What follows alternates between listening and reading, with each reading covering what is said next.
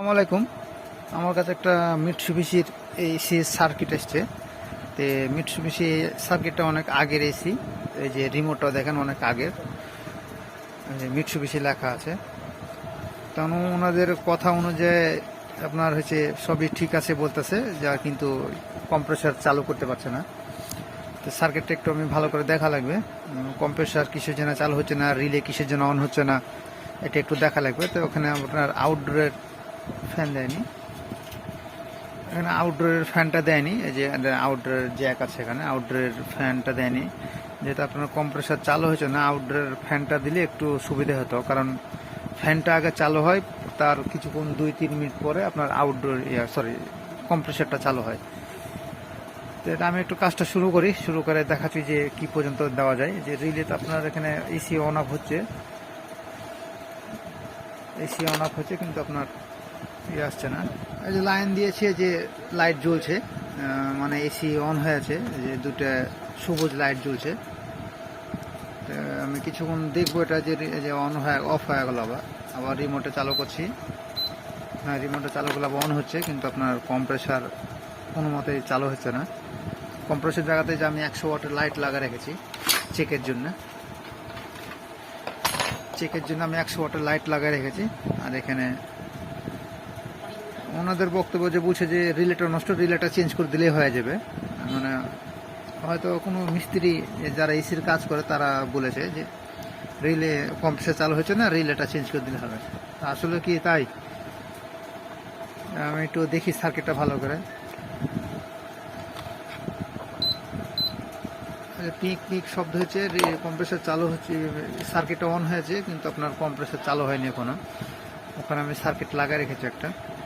তো দেখা যাক, আমি কাজটা শুরু করি। একটু আমার সঙ্গে থাকেন আপনারা, আমি সম্পূর্ণ ভিডিওই দেখাবো আপনাদেরকে। সার্কিটটা আমি ভালোভাবেই দেখছি, চেষ্টা করছি ঠিক করার জন্য, এখনো পর্যন্ত হয়নি।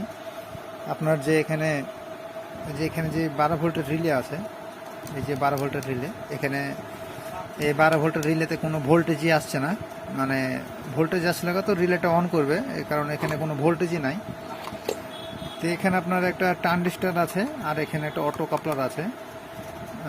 এই জিনিসটা আমাকে একটু দেখতে হবে। আর এই যে রিলের যে সিগন্যালটা সরাসরি আপনার এই সিস্টেম আইসি থেকে পালস যাচ্ছে, যে রিলেটা যদি ভোল্টেজ, একটা ট্রানজিস্টর আছে, এই সিস্টেম আইসি থেকে যখন একটা পালস আসবে এই ট্রানজিস্টারে, তখন ট্রানজিস্টারটা অন হয়ে এখানে 12 ভোল্ট আসবে রিলেতে।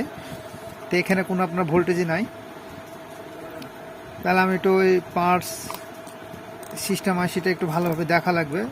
আর যে এখানে ট্রানজিস্টার জিনার লাগানো আছে, এই জিনিসটাও চেক করতে হবে।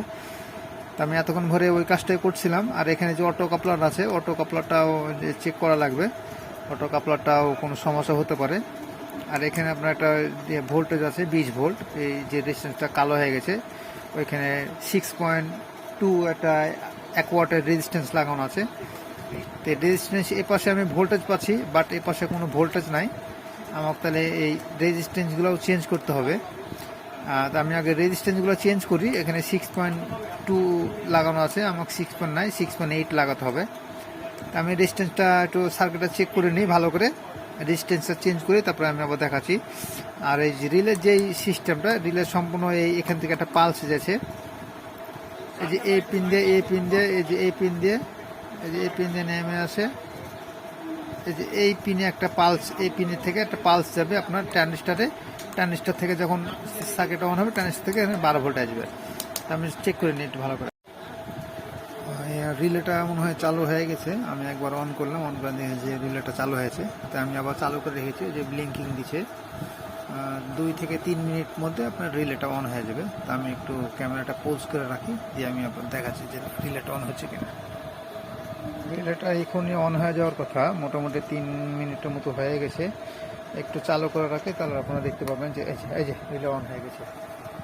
ফটাস করে শব্দ হয়, যে রিলে অন হয়ে গেছে। আমার ভীষণ সাকসেসফুল। কম্প্রেশন আউটডোর ফ্যান নাই, এই জন্য রিলেটা আবার বন্ধ হয়ে যাবে একটু চলে।